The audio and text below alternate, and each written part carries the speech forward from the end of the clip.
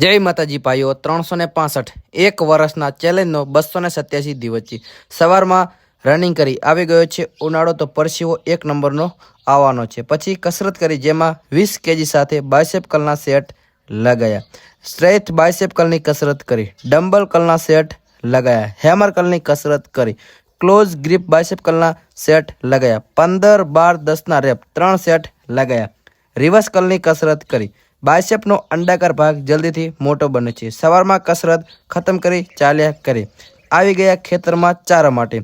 પછી ગયા રાધનપુર, આ છે મારુતિ પ્લાઝા, ત્યાં અમે જામફળનો રસ ગ્વાવા ડ્રિંક પીધું।